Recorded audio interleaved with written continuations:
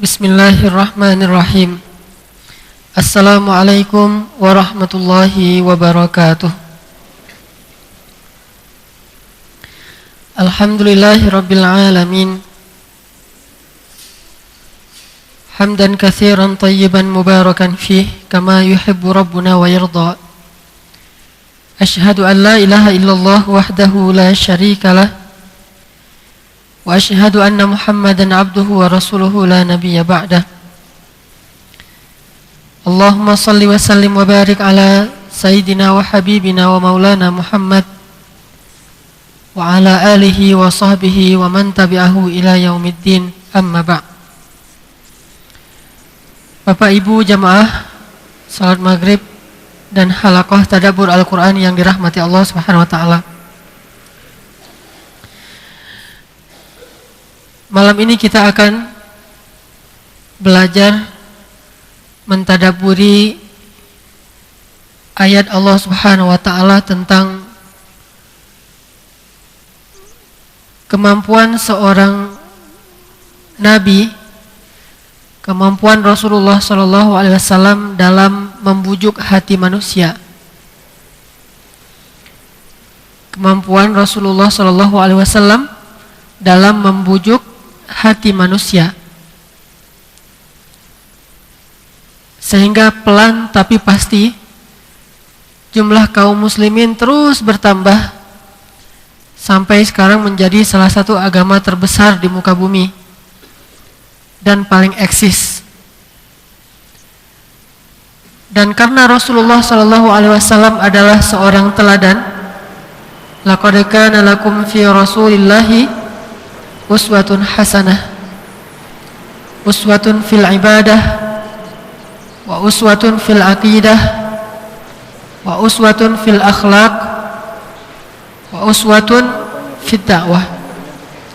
Jadi uswah hasanahnya Rasulullah SAW itu bukan hanya dalam hal akhlak, tapi dalam hal aqidah, dalam hal ibadah, dalam hal dakwah juga uswatun hasanah, karena beliau adalah pemimpin para da'i sepanjang zaman. Beliau paling baik dalam berdakwah di antara semua para anbiya, sehingga kita harus benar-benar belajar dari beliau jika kita benar-benar ingin menjadi seorang da'i, meskipun cuma di rumah.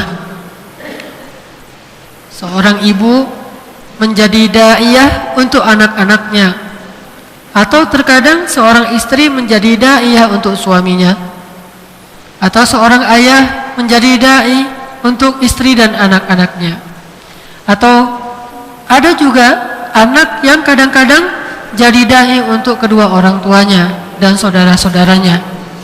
Saya kira semua kita ingin mengajak orang-orang yang kita cintai itu agar sama-sama taat kepada Allah. Tapi kalau kita nggak tahu caranya, justru bukan membuat orang datang, malah membuat orang kabur. Bukan mengumpulkan kaum muslimin, tapi mencerai-beraikan kaum muslimin. Bukan menyelamatkan kaum muslimin, tetapi justru membinasakan kaum muslimin ke jurang kehancuran. Karena hanya bermodalkan semangat, apalagi baru puber, baru belajar Islam, mendengar dari radio, nonton di TV, baca di Google, sesekali hadir dalam majelis ilmu yang ustadznya bermacam-macam. Karena saking semangatnya, akhirnya kita pulang dengan semangat untuk memperbaiki keadaan di rumah kita. Tapi karena kurangnya pemahaman fikih dakwah kita, justru yang terjadi adalah masalah di rumah kita. Untuk itulah kita belajar malam ini tentang bagaimana kemampuan Nabi. Salah satu kemampuan dasar yang harus dimiliki oleh seorang da'i, dan ini sifatnya mutlak, harus, kalau enggak kita enggak bisa jadi da'i. Walaupun cuma satu target dakwahnya, yaitu suami kita. Walaupun cuma satu targetnya, yaitu istri kita. Walaupun cuma satu targetnya, yaitu keluarga kita, kecil sekali, tapi kita harus punya kemampuan ini. Apa kemampuan itu? Kemampuan membujuk hati orang. Itulah kemampuan yang dimiliki oleh Rasulullah SAW. Luar biasa. sehingga Nabi bisa mengubah musuh menjadi waliyun hamim, pelindung dan pembela, sahabat setia. Gimana mengubahnya? Maka kita butuh belajar tentang kemampuan dai dalam hal membujuk sehingga dia bisa mau menjadi pengikut Islam yang benar dan taat. Untuk itu mari kita awali dulu halaqah kita malam ini dengan membaca firman Allah di dalam surat Fussilat, surat 41 ayat 33 sampai ayat 35. Surat Fussilat ayat 33 sampai ayat 35.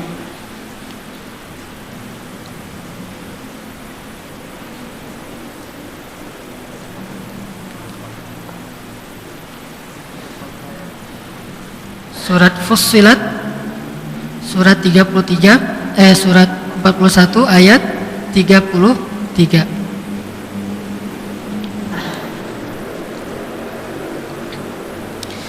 A'udzu billahi minasy syaithanir rajim.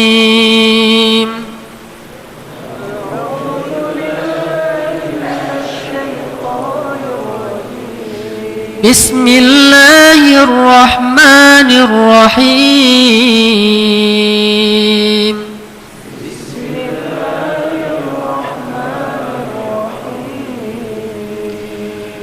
Wa man ahsanu qawlan mimman da'a ila Allah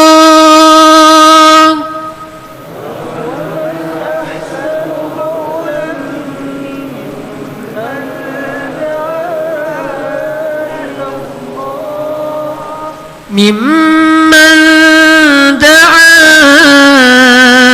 ila Allah wa 'amila salihan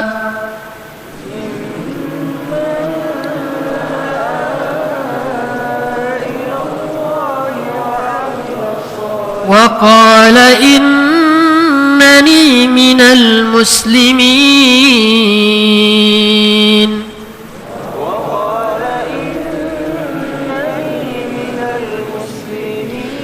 ولا تستوي الحسنة ولا السيئة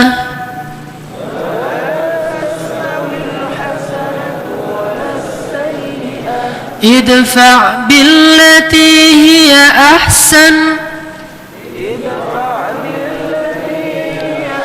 فإذا الذي بينك وبينه عداوة كأنه ولي حميم.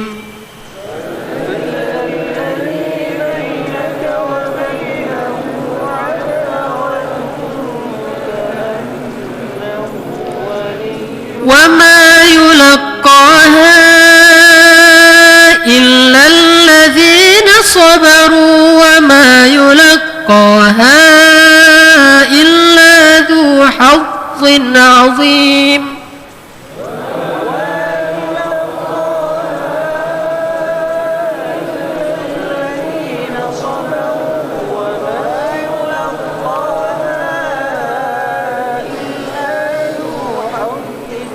وما يلقاها إلا الذين صبروا وما يلقاها إلا ذو حظ عظيم.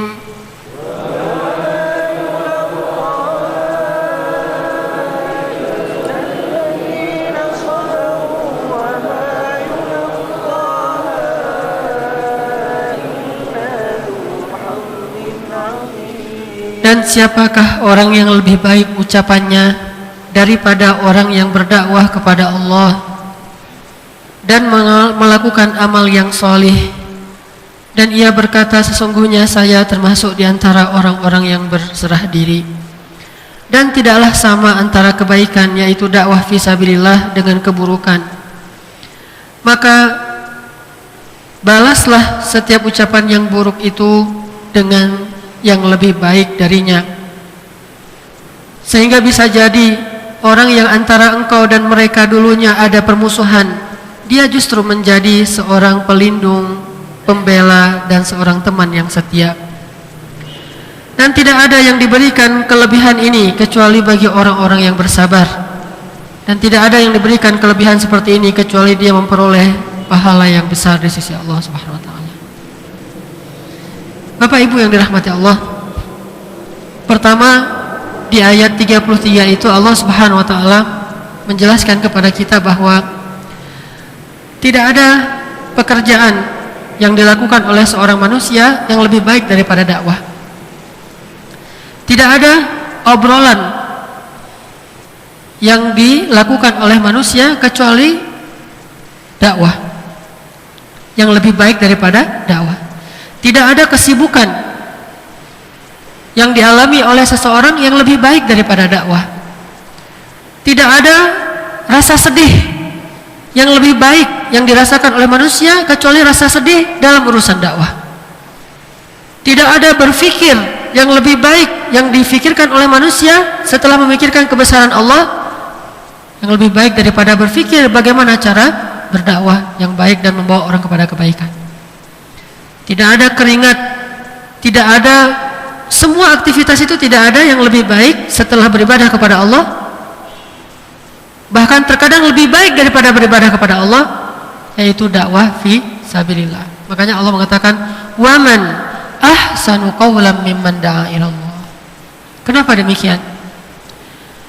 Bahkan seorang dai dengan seorang abid ini bedanya jauh, yang sering saya ulang-ulang. Seorang abid dia soleh sendiri, sedangkan seorang dai dia soleh lalu mensolehkan orang lain. Seorang abid jika dia beribadah dia mendapatkan pahala sesuai dengan ibadahnya. Seorang dai dia mendapatkan pahala dari ibadahnya plus pahala orang-orang yang beribadah yang dapat hidayah setelah dia dakwahkan.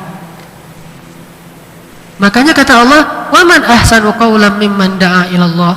Tidak ada orang yang lebih baik ucapannya, yang lebih penting amalnya, yang lebih hebat perbuatannya, yang lebih perlu dibela-belain, diseriusi daripada da'a ilallah, berdakwah kepada Allah Subhanahu wa taala. Dan tidak harus menjadi seorang dai itu jangan selalu diidentikan harus menjadi seorang ustadz. Karena tidak selalu dakwah itu berarti ceramah. Sehingga syarat menjadi seorang dai harus jadi ustadz, tidak. Syarat menjadi seorang ulama adalah berilmu. Tapi syarat menjadi seorang dai itu nggak harus memiliki ilmu setinggi para ulama. Dengan syarat dia mengikuti ulama-ulama dalam gerakan dakwahnya, tidak otodidak sendiri-sendiri. Makanya kita belajar kayak gini, cara dakwah Rasul, cara dakwah sahabat, cara dakwah para ulama yang saleh. Kalau kita contohi dakwah itu dalam kehidupan kita, kalaupun kita mau membuat-buat beberapa ijtihad kita, karena boleh kalau dalam masalah muamalah, tapi kita konsultasikan kepada para ulama, apakah ini benar apa salah. Jangan sampai kita keliru. Tapi tidak harus seorang dai itu jadi ustaz atau jadi ulama, tidak harus. Karena dakwah tidak selalu dalam bentuk ceramah. Secara bahasa kalau kita pahami arti dakwah itu sendiri artinya apa? Mengajak atau memanggil. Cuma kalau memanggil kan nggak pas nih. Maka yang paling pas itu adalah mengajak. Dakwah itu mengajak. Sedangkan salah satu di antara bentuk mengajak itu adalah mendidik supaya dia benar. Nah, mendidik ini tarbiyah, ini biar bagian para ulama, bukan bagian kita. Kita bukan ulama, saya bukan ulama, biar para ulama yang mendidik kita. Tapi kalau ngajak, semua kita bisa mengajak siapapun. Dan tidak harus jadi orang soleh untuk mengajak orang lain untuk soleh. Mari kita soleh bareng-bareng. Kalau orang bilang, ah kayak kamu udah soleh aja, justru saya juga belum soleh, ayo kita soleh bareng-bareng. Bukan mentang-mentang ketika kita udah ngajak orang berarti kita udah suci. Tidak ada manusia suci selain Rasulullah SAW. Rasulullah saja yang maksum. Di dalam Al-Quran disebutkan beberapa kali melakukan kekeliruan yang lalu Allah memperbaikinya supaya tidak dicontohi kekeliruan itu oleh umat beliau. Itu disebut maksum. Tapi tidak bermaksiat kepada Allah, tidak berbuat dosa kepada Allah, hanya namanya manusia. Beliau keliru, wajar. Beliau keliru gara-gara ingin menyenangkan hati istrinya, lalu beliau mengharamkan apa yang Allah halalkan, madu. Allah turunkan ayatnya, Nabi, kenapa engkau haramkan apa yang aku halalkan? Nabi bertobat, memperbaikinya. Beliau keliru memilih dua orang yang mau didakwahin. Satu datang ingin bertanya tentang fatwa, Abdullah bin Umi Maktum. Satu lagi didakwahin supaya masuk Islam. Nabi lebih mendahulukan yang kedua.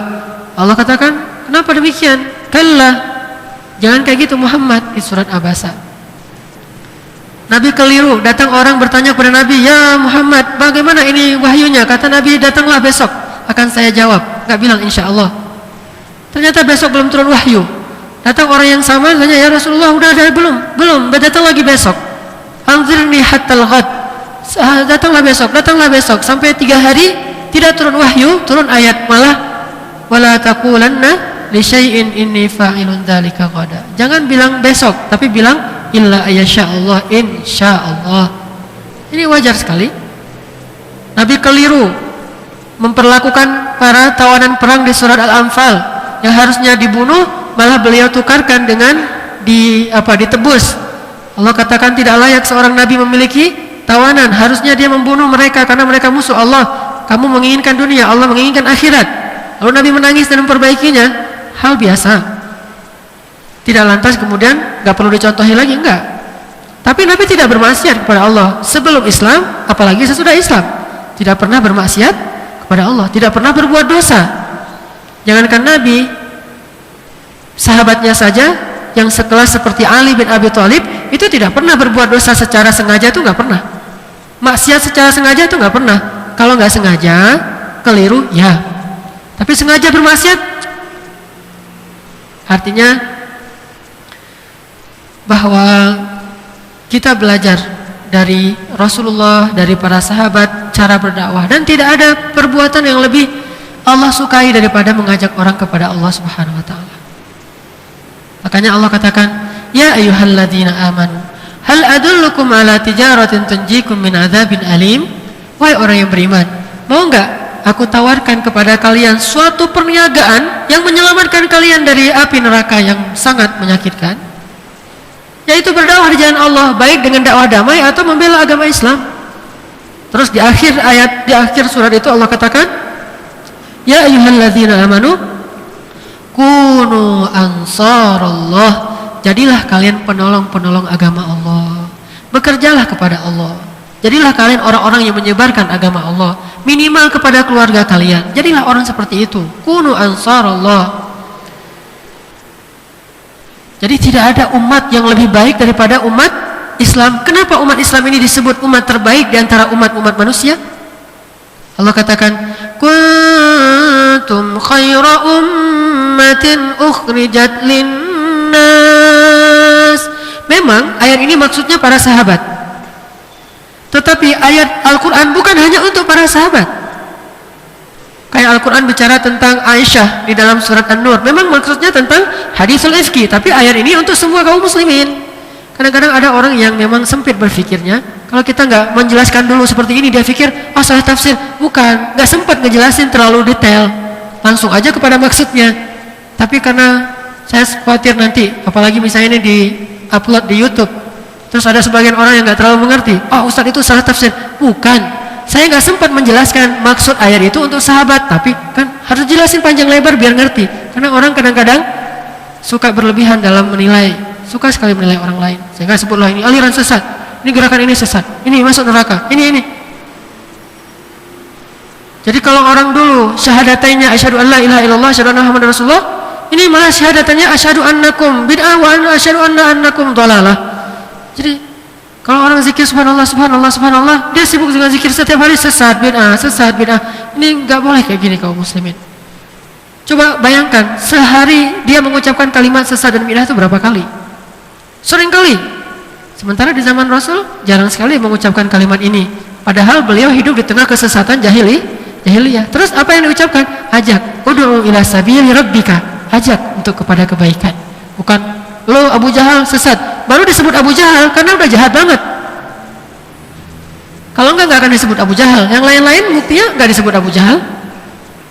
Tetap didakwahin dan masih Nabi malah mendoakannya. Suhail tuh mau dipotong lidahnya sama Umar kan? Pas habis perang Badar, ketangkep Suhailnya. Terus datang Umar, ya Suhail sini loh, potong lidahmu gitu. Kenapa? Sering sekali menghina Rasulullah, sering kali memprovokasi orang untuk memusuhi Rasulullah, sehingga Umar marah besar dan pengen motong lidahnya Suhail. Kata Rasulullah, biarkan dia ya Umar, suatu saat mudah-mudahan Allah akan memberikan kemenangan Islam lewat orang tersebut. Jadi bukan ya Umar dia emang sesat dia tuh, dia emang masuk neraka, enggak kayak gitu, gitu mah. Makanya pekerjaan yang paling berat dan hebat itu dakwah, dan umat yang paling hebat itu umat dakwah. Kuntum khaira ummatin ukhrijat linnas, kalian ini umat terbaik. Kenapa sahabat disebut umat terbaik? Lalu kaum muslimin secara umum disebut umat terbaik? Apakah karena mereka kaya-kaya? Justru sahabat itu banyak yang miskin, sebagian kecil yang kaya. Apakah mereka itu kuat-kuat? Maka kalau standarnya kaya baru disebut umat terbaik, berarti harusnya umat terbaik itu adalah siapa? Umat terbaik itu harusnya Qarun. Kalau kekuatan fisik sehingga disebut umat terbaik, berarti harusnya umat terbaik itu kaum 'Ad dan Samud. Kalau jabatan yang menjadikan alasan disebut umat terbaik, berarti umat terbaik itu adalah Firaun dan Haman, Namrud. Ternyata alasannya bukan itu. Alasan kenapa umat Islam disebut umat terbaik, lalu generasi pertama itu generasi terbaik, ta'muruna bil ma'ruf wa tanhauna 'anil munkar wa tu'minuna billah. Walaupun wa tu'minuna billah ditaruh di belakang, tetapi sama kayak hadis tentang pernikahan. Pilihlah perempuan karena cantiknya, karena hartanya, karena nasabnya, karena agamanya, tapi agama didahulukan. Jadi walaupun ayat ini meletakkan tu'minuna billah itu di belakang, tapi tetap iman itu nomor satu kan ya.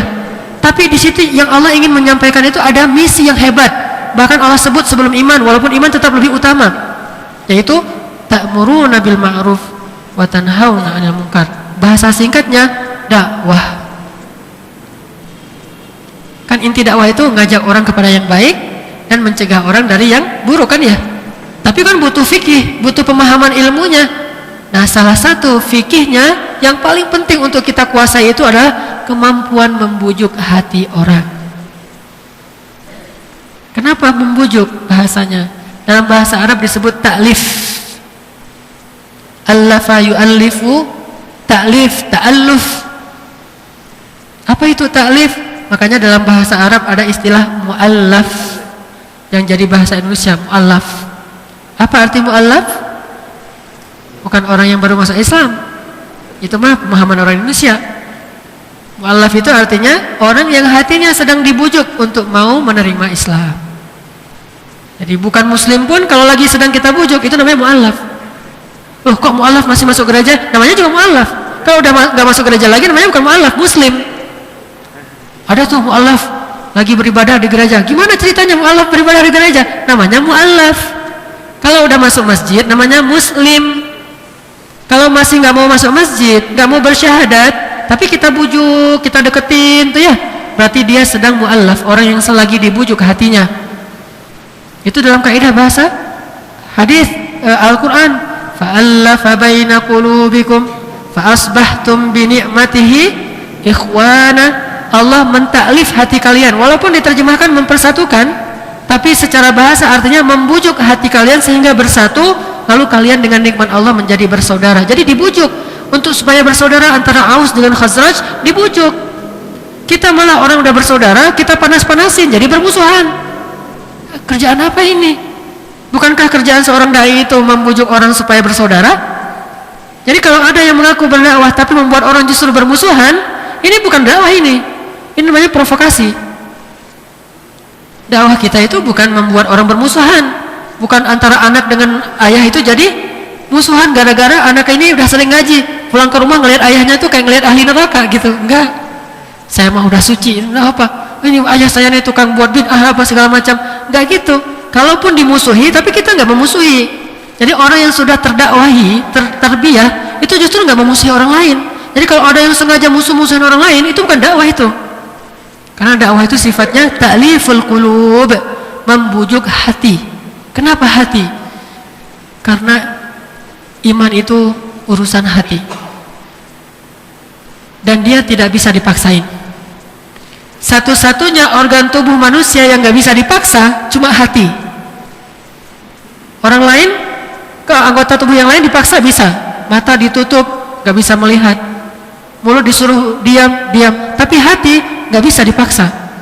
Dalam urusan mencintai misalnya, datang seorang laki-laki kepada seorang perempuan, lo cinta gue, kalau enggak gue bunuh nih. Bisa? Enggak. Tapi kalau disuruh bilang, lo bilang I love you. Kalau dia terpaksa dia akan bilang I love you. Lisan. Hatinya mencintai? Hati tidak bisa dikuasai oleh orang lain. Satu-satunya yang gak bisa dikuasai itu hati. Dan itulah bidikannya dakwah. Itulah yang dituju oleh Rasulullah. Ad-da'wah ilal qulub. Dakwah ke dalam hati. Kenapa? Karena kalau udah dapat hati, dapat seluruh tubuhnya. Kalau hatinya udah dapat, dia akan serahkan tubuhnya seluruhnya. Seperti para sahabat, jadikan tubuhnya sebagai tameng Rasulullah. Kenapa? Hatinya udah didapat oleh Islam. Tapi kalau dapat tubuhnya saja, itu sama kayak budak. Budak itu kita membeli tubuhnya, tapi nggak bisa membeli hatinya. Buktinya Bilal. Umayyah membeli Bilal fisiknya, tapi Umayyah tidak berhasil membeli hatinya Bilal. Makanya ketika Bilal masuk Islam, Umayyah menyiksanya, memaksa dia keluar dari Islam. Apa kata Bilal? Ya Umayyah, kamu boleh memiliki tubuh saya, tapi kamu tidak bisa memiliki hati saya.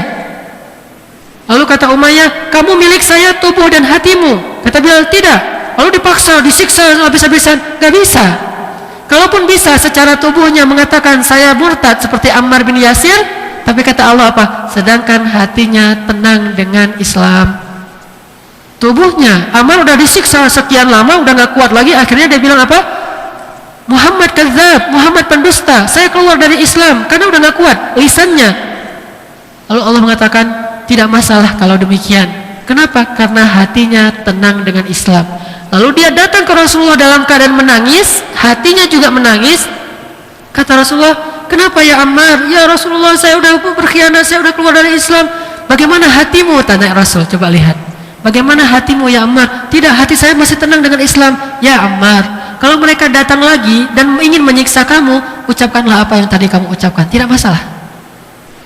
Tapi kan ini pilihan ya. Ada yang kayak Ammar, kayak Masyitah, ada yang kayak Ammar, ada yang kayak Bilal, kayak Masyitah. Masing-masing kan lahum darajatun inda rabbihim. Tapi hatinya semuanya yu'minuna billah. Ulaika humul mu'minuna haqqan. Hatinya.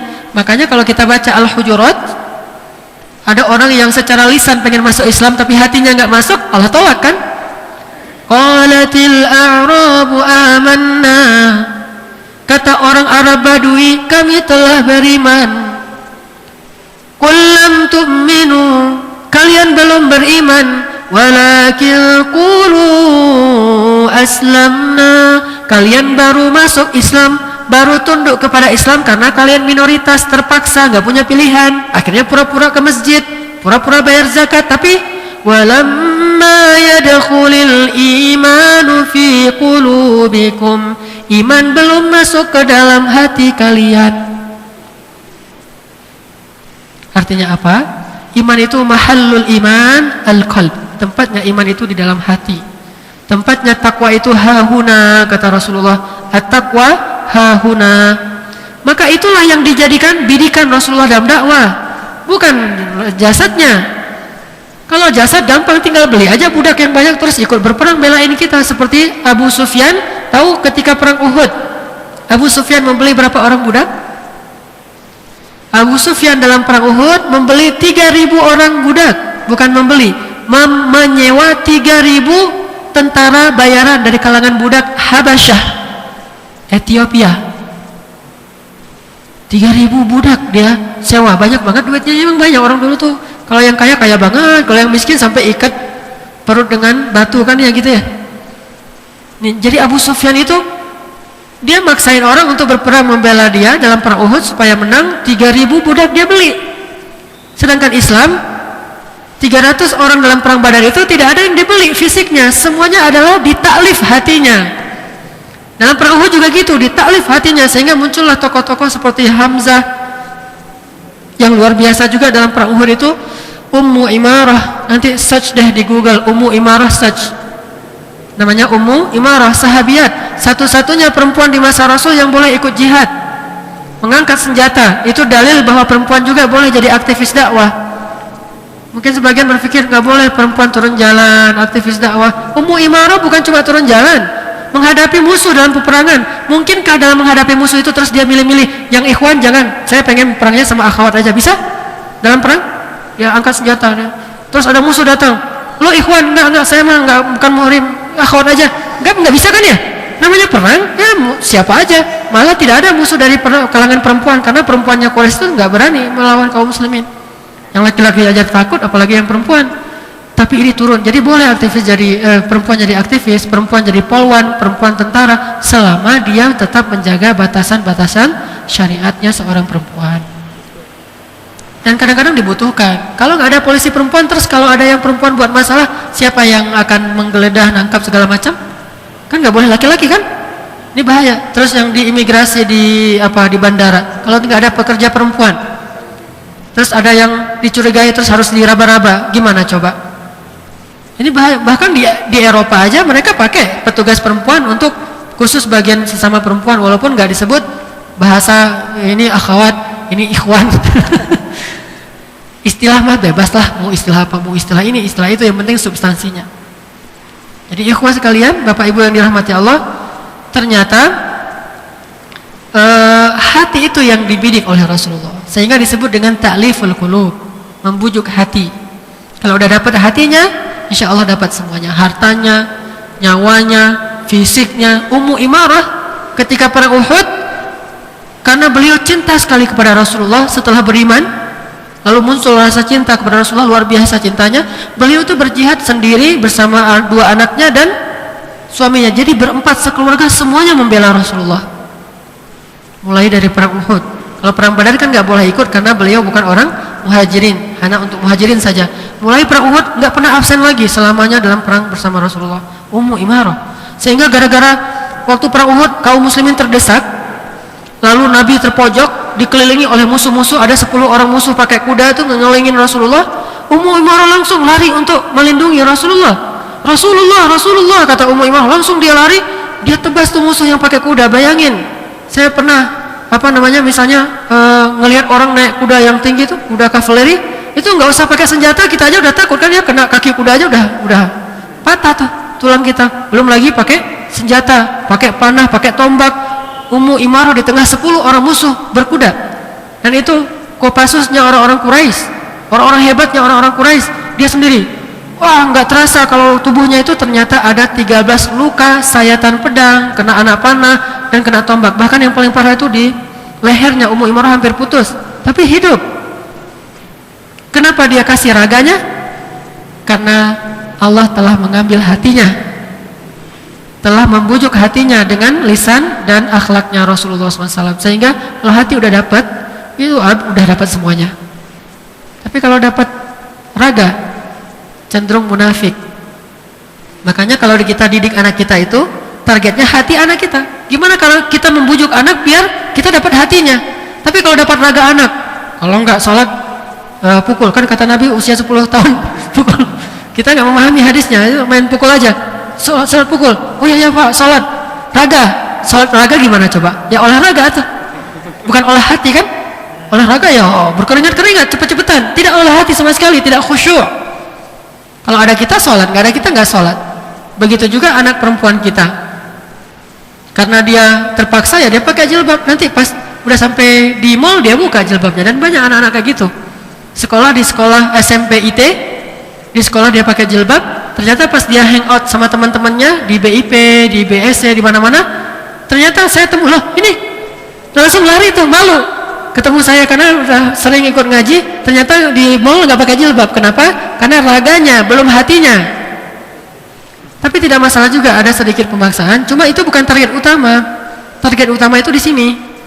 Walaupun tidak dinafikan, penting juga kita mengarahkan, memaksakan sedikit, menegaskan, penting juga. Cuma nomor satunya itu bukan raga, hatinya. Dan hati nggak bisa dipaksain. Makanya ayatnya la ikraha fiddin. Kenapa Allah bilang nggak boleh paksa dalam agama? Karena nggak akan berhasil. Memaksakan keyakinan itu nggak akan pernah berhasil. Mau dipaksain gimana juga nggak akan berhasil. Habis semua tetes darah kita tuh nggak akan berhasil. Allah sendiri mengatakan la ikraha fiddin, jangan paksa-paksa karena nggak akan berhasil. Tapi gimana? Bujuklah, insya Allah akan berhasil. Memang butuh waktu. Kita paksain orang untuk masuk Islam, kalau nggak kita bunuh, itu nggak akan berhasil. Dan nggak pernah dilakukan itu oleh orang-orang yang soleh, baik sahabat ataupun yang setelahnya. Kita paksain orang dengan cara kita bom sana bom sini, nggak bisa. Makanya kejadian-kejadian seperti di Paris, walaupun kita nggak tahu ya isi hati orang, kalau dia ikhlas, mudah-mudahan Allah memaafkan kesalahannya. Karena tetap itu kesalahan secara zahir, tapi secara batin Allah yang menilai. Gak bisa kayak gitu dakwah. Atau yang terjadi di Sydney. Cuma kalau di sini ini memang orang agak stres. Saya tanya ke teman-teman di Melbourne, kata teman di Melbourne itu mah orang stres Ustaz. Dia kalah di pengadilan, kasus pembunuhan. Terus kalah lagi di kasus-kasus penipuan, banyaklah kasusnya tuh, kalah semua dan dia mau dipenjara seumur hidup, bahkan mungkin bisa ancaman hukuman mati tuh, narkoba, pembunuhan. Orang mana? Orang Iran. Dulu agamanya Syiah, tapi di Syiah juga orang Syiah menganggap dia orang aneh. Bayangin orang Syiah saja menganggap dia orang aneh, apa nggak aneh tuh? Jadi orang Syiah aja menganggap dia aneh sehingga dia nggak betah di Syiah, loncat ke Sunni. Di Sunni lebih aneh lagi tuh. Akhirnya nggak jelas kan? Putus asa, kalah di pengadilan, mau dihukum mati. Ya udahlah, daripada gitu, akhirnya dia sandera orang di Sydney, terus dia pakai bendera la ilaha illallah Muhammadur Rasulullah. Yang kena siapa? Seluruh kaum muslimin kena gara-gara dia. Padahal dia nggak mewakili siapa-siapa, bahkan nggak mewakili kelompok siapapun. Yang terkenal mungkin yang keras seperti Al-Qaeda pun, dia nggak mewakili Al-Qaeda, hanya orang stres. Namanya orang stres gimana? Kayak kalau ketemu orang-orang gila kan nggak boleh dekat-dekat ya, karena dia kan nggak sadar. Kalau di Paris memang kerjaan orang-orang Islam yang memang kurang pemahaman agama. Intinya dakwah itu udah ke hati ya tuh. Kita harus membujuk, dan kemampuan membujuk itu memang harus dilatih, harus dengan kesabaran. Kalau nggak dengan sabar kita nggak bisa ngebujuk. Anak kita bujuk supaya mau jadi anak yang soleh, mau ngaji, mau sholat, mau berakhlak mulia, jujur, nggak bisa dipaksa. Dipaksa nggak akan berhasil. Malah kalau ada dua orang, yang satu mengajak kepada kebaikan tapi dengan cara memaksa, yang satu lagi mengajak kepada kebatilan tapi membujuk, mana yang berhasil? Yang batil yang berhasil. Makanya kenapa sekarang orang menerima Syiah di Indonesia? Karena orang Syiah itu membujuk. Kenapa mereka nggak mau balik lagi ke Sunni? Karena kita memaksa. Bedanya kayak gitu. Kalau mereka membujuk, ngasih apa? Walaupun dalam Islam itu nggak boleh ngasih sambil suruh masuk Islam ya, lebih indah lagi sebetulnya konsep membujuknya. Islam itu indah banget cara membujuk. Cuma kita nggak belajar cara membujuk itu. Belajarnya hanya orasi, marah-marah, hanya itu saja yang kita pelajari. Di atas mimbar, enggak. Jadi orang-orang yang awam, orang-orang kampung, orang-orang yang lagi punya banyak masalah, datengin sama orang-orang Syiah, dibujuk, Pak ada apa? Orang namanya dibujuk hatinya. Kalau udah dikasih hatinya, udah selesai sudah. Datang kita paksa-paksain. Sambil kita tuduh-tuduh segala macam vonis-vonis yang berat, sehingga mereka bingung, apanya yang sesat ya? Perasaan dia baik banget sama saya, dia yang bantuin saya, ngobatin anak saya. Coba kalau hati udah main. Sama kan kayak cerita cinta mati kan? Cinta itu buta, cinta itu mati, cinta itu sehidup semati, yang satu hidup, yang satu mati. Coba, bisa dipaksain? Gak bisa. Ayahnya gak setuju, tapi anaknya udah kadung jatuh cinta, coba gimana? Kalau orang dulu mungkin masih inilah, karena bagi mereka cinta bukan segalanya. Kalau orang sekarang kan cinta segalanya. Jadi pas ayahnya gak setuju, mereka saling mencintai, gak ada yang bisa misahin itu, kecuali pemilik hati. Mengubah hatinya baru langsung kepisah. Kalau kita gak memiliki hati, gak bisa. Akhirnya apa yang terjadi? Macam-macam hal-hal yang di luar nalar kita. Kenapa bisa melakukan itu? Karena hatinya. Jadi Rasulullah SAW itu hebat sekali, bisa membujuk hati orang sekeras Umar, membujuk hati orang sekeras Hamzah. Oke lah Hamzah keluarganya, membujuk hati orang seperti Khalid, seperti Ikrimah, anak dari bapak yang dibunuh oleh Rasulullah sendiri, oleh kaum muslimin, yaitu Abu Jahal, bisa masuk Islam. Khalid, orang yang bapaknya dikatakan ahli neraka Sakar, bisa masuk Islam. Kenapa? Bukan dengan ayat itu Khalid masuk Islam. Ayat itu justru buat dia marah gitu. Walaupun ayat itu benar, tetapi ketika dia baca dia malah marah. Tapi ada ayat lain, Allah mengampuni semua dosa. Janganlah kamu berputus asa dari rahmat Allah. Surga Allah itu luas. apalagi pahalanya besar dan segala macam. Ini kan bahasa-bahasa membujuk, cuma dalam bahasa kaidah teoritisnya disebut dengan berita gembira. Bukankah berita gembira itu selalu bisa membujuk hati orang? Kayak kita ngebujuk anak kita, kalau kamu bisa hafal juz 30, nanti bapak beliin sepeda. Itu kan berita gembira kan? Dan membujuk hatinya. Sehingga kaidah dai itu beri berita gembira sebelum ancaman. Kalau kita kan ancaman dulu, bid'ah masuk neraka, sesat masuk neraka, neraka melulu. Surganya kapan nih? Kayaknya kita nggak ada baiknya deh. Kita buat apa aja tetap aja masuk neraka. Kita zikir masuk neraka, kita buat acara ini masuk neraka, neraka melulu. Memang ya ada, tetapi jangan neraka dulu yang dibahas. Bujuk dulu, kalau dia udah mantap, biar dia istiqomah, biar dia menjaga diri, baru nanti. Makanya ayatnya selalu basyiran wa nadhiran. Berita gembira dan peringatan, bukan nadhiran wa basyiran. Urutannya nggak kayak gitu. Kemampuan membujuk itu penting sekali, ikhwan. Saya dulu pernah awal-awal saya sadar ya, dari awalnya nggak jelas, memang nggak sampai buat dosa-dosa besar sih, tapi maksudnya nggak jelas aja tetap, kan namanya orang ya. Alhamdulillah saya nggak sampai berbuat dosa besar, berzina atau minum khamar atau segala macam, alhamdulillah nggak. Tapi emang tetap aja nggak jelas kan orientasi hidup, namanya anak muda bingung gitu kan, cari-cari identitas ini segala macam. Nah awal-awal sadar itu bukan karena taklim, malah nggak mau ikut taklim, membosankan. Kenapa ini pada mau ikut taklim? Karena emang udah memberikan hatinya kepada Allah. Terus yang di luar sana kenapa nggak mau ikut taklim? Bahkan hari Jumat, kenapa masih banyak orang yang rela makan di luar daripada dengar khutbah? Kalaupun dia terpaksa harus dengar khutbah karena udah penuh di sana, akhirnya duduk di dalam, itu pun sambil main HP atau tidur.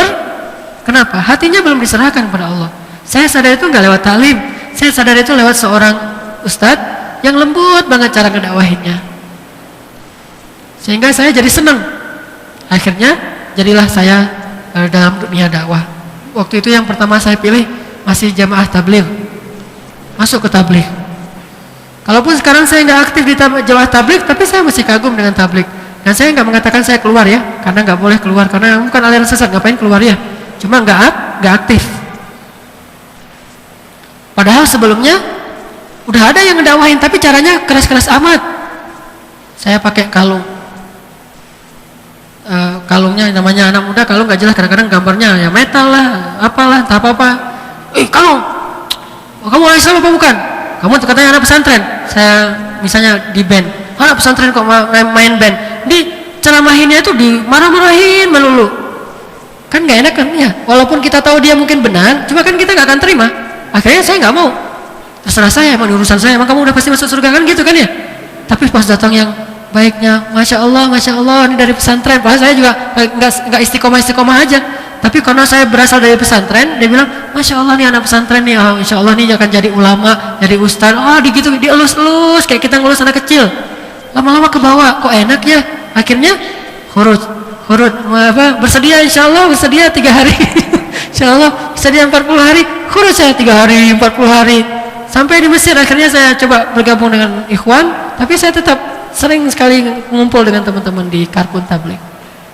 Kayak gitu dakwah itu dibujuk hatinya. Ada seorang laki-laki anak muda masuk masjid tatoan, terus celananya jeansnya itu sobek-sobek di bagian aurat, kan paha itu aurat ya, kan harusnya nggak sah ya salatnya ya. Tapi namanya orang baru nggak ngerti, baru paham, baru mau taubat, belum taubat, baru mau taubat, masuk ke masjid. Udah selesai orang sholat jamaah, masih ada bapak-bapak yang zikir. Mungkin orang-orang tua yang jamaah tetap masjid kan suka ada gitu ya, orang tua jamaah tetap masjid. Beliau mungkin udah soleh banget kali ya. Datang dia anak muda, tatoan, apa, bajunya gambarnya Bob Marley, nggak jelas gitu. Kalau dia ruku sujud dia kelihatan di sini auratnya belakang. Dilihatin aja bapaknya udah geram banget. Udah salat, hei kamu nggak pernah belajar Islam? Kamu salat diceramain marah-marah. Dia kaget, loh kok saya dimarah-marahin? Akhirnya kata dia, Pak, saya itu udah bosan di luar. Udah capek saya tuh di luar dengan lingkungan saya. Saya pengen dapat ketenangan di sini. Tapi sampai di sini saya malah dapat omelan kayak gini. Udah saya balik aja ke dunia saya yang lain, yang dulu. Coba. Dia nggak sabar membujuk orang yang lagi mau bertaubat. Sehingga akhirnya orang yang mau taubat maju selangkah, mundurnya sekian langkah. Gara-gara nggak sabar. Makanya kata Allah, "Wa ma yulaqqaha illal ladzina sabaru." Gak ada yang diberikan kelebihan ini, kemampuan dakwah ini, kecuali bagi orang yang sabar. InsyaAllah nanti kita lanjutkan. Mungkin seperti biasa, udah berlangsung di sini sebelumnya. Azan dulu terus dilanjutkan ya.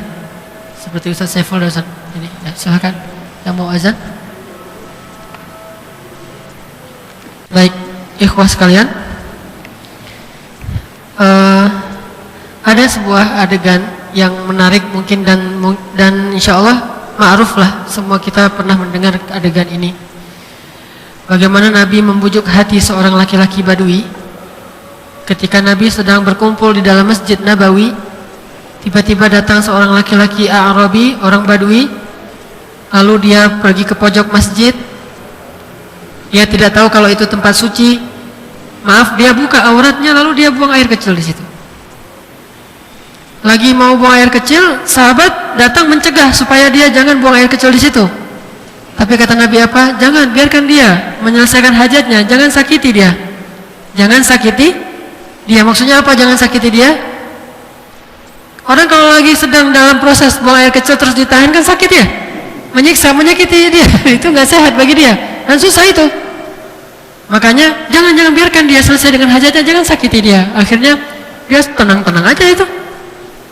Malah depan Nabi lagi, nggak ada Nabi aja nggak boleh dalam masjid, apalagi udah dalam masjid ada Nabi, sahabat, buka aurat lagi, kayak ada tempat lain dunia nih. Situ dia pojok. Coba kalau di zaman kita kadang-kadang nggak separah itu ujiannya. Datang seorang perempuan buka aurat masuk masjid pakai rok di atas lutut. Ini kan ujiannya gitu ya, nggak sampai buang air kecil. Terus laki-laki datang dengan bajunya yang atau biasalah itu, orang juga mau. Masjid ini kan tempat-tempat pendosa kan, yang mau membersihkan dosa. Makanya Allah mengatakan fihi rijalun yuhibbuna ayyatatahharu. Di dalamnya Masjid At-Taqwa. Di mana Masjid At-Taqwa? Bukan di Jalan Cianjuang. Masjid At-Taqwa itu adalah Masjid Quba. Masjid At-Taqwa pertama di muka bumi, la masjidun ussisa 'ala taqwa, yaitu Quba. Fihi rijalun yuhibbuna ayyatatahharu. Di dalamnya itu ada orang-orang yang ingin membersihkan diri. Namanya orang yang ingin membersihkan diri, kotor apa bersih? Kotor, itu namanya membersihkan diri. Kalau udah bersih nggak perlu bersihin diri lagi. Namanya menjaga kebersihan. Kalau ini bukan menjaga kebersihan, membersihkan diri. Dan Allah cinta orang yang membersihkan diri, berarti Allah cinta orang yang kotor yang ingin membersihkan diri. Jadi pas mereka masuk masjid itu seolah-olah menyambut ahlan wa sahlan ya abdi, selamat datang wahai hambaku, marhaban, seolah-olah gitu tuh. Allah cinta banget kepada orang yang ingin membersihkan diri. Di dalam masjidnya diplototin. Siapa tuh yang mau plototin tuh? Allah aja mengatakan selamat datang kita. Keluar. Ini nggak boleh kayak gitu. Dakwah itu harus membujuk hatinya. Kalaupun belum benar, ya kita benerin pelan-pelan. Gak bisa sekaligus. Nah, datang laki-laki ini buang hajat di dalam masjid, terus Nabi biarin aja. Setelah selesai itu disuruh sahabat untuk ngebersihin. Setelah selesai membersihkan, Nabi nasihatin, ngobrol-ngobrol sama dia, nasihatin gitu. Nah, selesai dinasihatin, dia masuk Islam, terus dia bilang apa? Ya Allah, rahmatilah saya dan Muhammad, yang lain jangan. Saya dan Muhammad saja rahmat, yang lain gak usah. Saking cintanya kepada Rasul dengan bujuk hatinya tuh. Ya Allah, rahmatilah saya dengan Nabi Muhammad ini, tapi yang lain jangan. Nabi senyum. Terus Nabi tanya, kenapa gitu? Ya pokoknya saya nggak suka sama yang lain tuh. Kalau bahasa kita mah sok suci gitu ya. Terus kata Rasul, rahmat Allah itu wasiat kulla syai', luas, meliputi segala sesuatu. Orang yang baik dan orang yang belum baik, semua Allah rahmati. Jadi kamu jangan membatasi rahmat Allah. Doalah untuk mereka, kasihan mereka. Kamu kan ini lagi udah masuk Islam, udah dibujuk-bujuk gitu ya. Oh ya udah, ya Allah, rahmatilah kami semuanya. Coba kayak gitu bertahap dakwah itu. Datang lagi laki-laki yang biasanya kisah-kisah kayak gini tuh biasanya Arabi, bukan Arab ya, tapi Arabi, orang Arab Badui yang kasar-kasar tuh. Datang, Muhammad, saya mau masuk Islam, tapi saya nggak mau meninggalkan khamar, boleh nggak? Boleh. Bukan boleh, kata Nabi, maaf, nggak apa-apa gitu. Bukan boleh khamar, tapi nggak apa-apa masuk Islam, tapi masih khamar nggak apa-apa. Terus dakwahin pelan-pelan, akhirnya dia hancurin tuh botol. Tapi kan butuh waktu ya. Datang lagi, saya mau masuk Islam, tapi saya nggak bisa meninggalkan zina, gimana nih? Nggak apa-apa. Masuk Islam, tapi masih berzina. Terus lama-lama setelah didakwahin oleh Nabi, akhirnya dia gimana? Dibujuk kan sama Nabi, dibuat dia berpikir, merasa, gimana perasaan kamu kalau ada yang mau berzina dengan istrimu? Oh, saya bacok tuh orang gitu. Gimana perasaan kamu? Kalau ada yang menzinahi, memperkosa anakmu, wah habis itu. Gimana perasaan kamu kalau saudari perempuanmu dilecehkan orang? Wah marah. Gimana kalau ibumu? Jadi semua perempuan dalam keluarga itu disebut sama Nabi, ditanya gimana? Begitulah perasaan mereka yang ibunya kamu zinahi, yang istrinya kamu selingkuhi, yang anaknya kamu lecehkan, yang saudari perempuannya kamu dan sebagainya. Akhirnya Nabi mengusap dadanya sambil mendoakan, ya Allah, lembutkanlah hatinya dan bersihkanlah kemaluannya dan beri dia hidayah. Akhirnya dia bilang apa? Dulu zina itu adalah perbuatan yang paling saya sukai. Sekarang zina itu adalah perbuatan yang paling saya benci. Ini mengubah dari suka menjadi benci. Ini namanya membujuk. Dan ini butuh proses. Kayak gitulah dai sejati. Dia tahu ayat wala taqrabuz zina.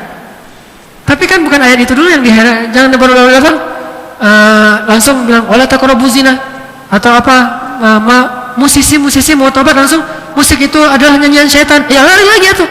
Oh sama aja, saya kesini dibilang setan, di sana dibilang setan, ya sama aja mending aja jadi setan. Kan nggak bisa gitu ya. Jadi bertahap. Makanya saya kagum juga ada seorang ustaz dari jamaah tabligh, namanya Ustaz Dery Sulaiman yang di Trans 7 ya. Beliau punya acara ngobrol perkara iman. Itu bagus tuh. Beliau datang ke orang-orang itu tuh yang Ken Tatos, yang komunitas apa Mas Berto ya, masyarakat bertato. Wah itu orang-orang bertato sebagiannya udah jadi jamaah tabligh tuh, pakai jubah, pakai shawl, tapi di sini masih kelihatan tato-tatoan. Itu jadi tabligh. Kalau ngomong masya Allah, tato, tapi masya Allah, subhanallah. Dia tanya, Ustadz, ini nih masalahnya nih apa?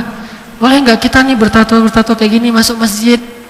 Kata Ustadz, ini pribadi saya ya. Saya tuh kalau ngeliat orang bertato masuk masjid, saya kagum tuh. Hebat orang bertato mau masuk masjid. Yang saya heran, udah nggak bertato nggak masuk masjid. Nggak ada tato terus nggak masuk masjid, terus apa lagi tuh? Masalahnya yang bertato aja masuk masjid, apalagi yang nggak bertato. Ini yang saya heran, udah nggak bertato nggak mau masuk masjid. Wow, tepuk tangan mereka senang gitu ya. Dibujuk, terus terakhir dia bilang apa? Dia pegang tatonya di tangannya, mudah-mudahan ini jadi tai lalat bidadari nanti di surga. Wah senang, masya Allah, ikut. Siap 3 hari insya Allah, 40 hari, 4 bulan, India, Pakistan, Bangladesh, ikut. Nah, ini kan dakwah membujuk hati. Sedangkan yang satu lagi, oh ini capek atau marah-marah melulu. Emang nggak bisa dengan cara baik-baik. Dan Islam itu kan indah sekali. Cuma jeleknya persepsi orang tentang Islam gara-gara kita nggak terlalu mengerti fikih dakwah. Kita udah rajin ngaji di Masjid Al-Murabi, pulang-pulang ribut sama istri kita, ribut sama suami. Ngaji di mana sih kamu? Ini pasti nggak benar nih pengajiannya nih, entah yang salah saya tuh.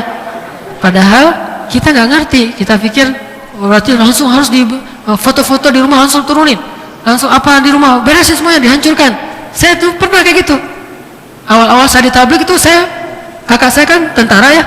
Itu marah-marah di rumah tuh, dasar kamu tentara nggak tahu apa-apa agama, marah-marah. Dia juga marah-marah. Tapi karena adiknya nggak bakalan dipukul ya, jadi berani dengan tentara. Tapi tentaranya tuh kakak sendiri. Oh marah-marah di rumah, oh teriak-teriak.